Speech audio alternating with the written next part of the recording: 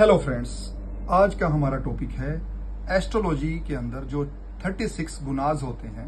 जब स्पाउसेस की marriage decide की जाती है तो उनको जो एग्जामिन किया जाता है 36 गुणों को, कोई भी एस्ट्रोलॉजर आपको डिटेल में उन गुणों को एक्सप्लेन नहीं करता। सिर्फ ये बताता है कि 24 गुनाज मिले हैं, 28 गुनाज मिले हैं, 15 गुनाज मिले हैं, 18 गुनाज मिले हैं। वो सिर्फ नंबर बताता है, लेकिन वो ये नहीं बताता कि ये 36 गुण बनते कैसे हैं और किस गुण का क्या सिग्निफिकेंस है। वैसे तो मैं एक एस्ट्रोलॉजर नहीं हूं, मैं एक एडवोकेट हूं, लेकिन एडवोकेट होने के नाते मेरी ड्यूटी है डिफरेंट फील्ड्स में, डिफरेंट एरियाज में रिसर्च करना। जैसे कि मैंने कभी दरगाह का केस किया था, तो दरगाह एग्जिस्टेंस में कैसे आई, कुरान दरगाह के बारे में क्या कहती है, दरगाह कैसे पता करें कि जेन्युइन है नहीं है, इबादत और जियारत में क्या अंतर है। इसी प्रकार हम लोग डिफरेंट एरिया में रिसर्च करते हैं। तो एक एडवोकेट को जैक ऑफ ऑल ट्रेड होना चाहिए, मास्टर चाहे वो किसी भी फील्ड का ना हो। जैसे जैसे उसके पास केसेस आते हैं उसी तरह से वो मास्टर बन जाता है। तो अब हम गुणों की बात करते हैं। 36 गुना जो बताए गए हैं, 36 गुण में सबसे पहला नंबर है वर्ण का।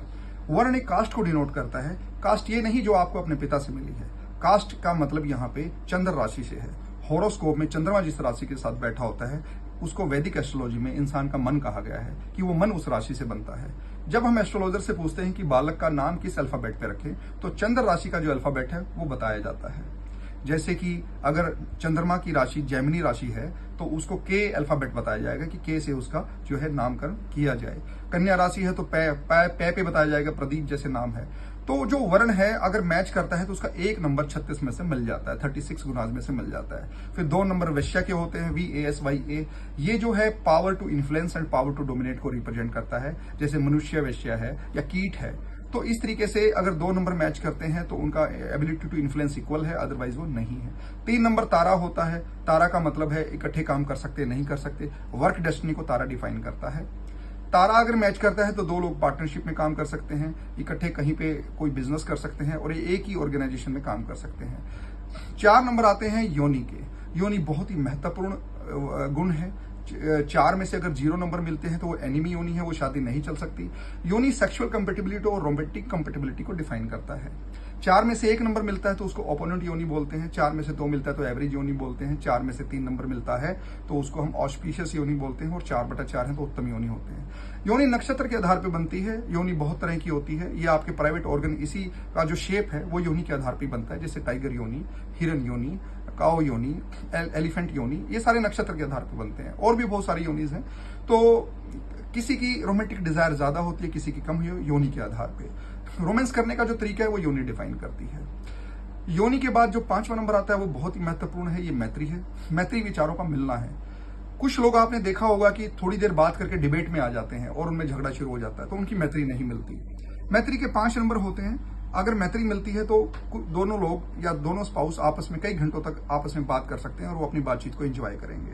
तो मैत्री जो मिलना है वो बहुत एसेंशियल पार्ट है। मैत्री के बाद जो 6 नंबर आते हैं वो गण के आते हैं। गण 3 प्रकार के होते हैं, देवता गण, मनुष्य गण और राक्षस गण। देवता गण का डोमिनेंस बहुत कम होता है। मनुष्य गण में डोमिनेंस देवता से ज्यादा होता है और राक्षस में जो डोमिनेंस है और मनुष्य और देवता दोनों से ज्यादा होता है। तो देवता गण की और नॉर्मली राक्षस गण की शादी नहीं करनी चाहिए। उसके बाद जो 7 नंबर है वो भकुट के आते हैं। भकुट बहुत ही एसेंशियल पार्ट है। भकुट स्पाउस में लव रहेगा कि नहीं रहेगा। सेकंड, स्पाउस के अंदर जो हेल्थ है आफ्टर मैरिज वो रहेगी कि नहीं रहेगी। और थर्ड, जो पैसे का सेविंग स्पाउस कर पाएगा कि नहीं कर पाएगा, ये भकुट डिफाइन करता है। तो भकुट का 7 में से 7 नंबर मिलना बहुत ही एसेंशियल है। उसके बाद 8 नंबर आते हैं नाड़ी के।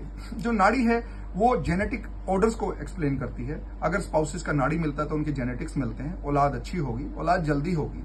और नाड़ी नहीं मिलते हैं तो औलाद डिसेबल्ड हो सकती है या औलाद नहीं होगी। तो नाड़ी का मिलना औलाद के लिए बहुत जरूरी है। तो 36 गुनाज मैंने आपको एक्सप्लेन कर दिए हैं।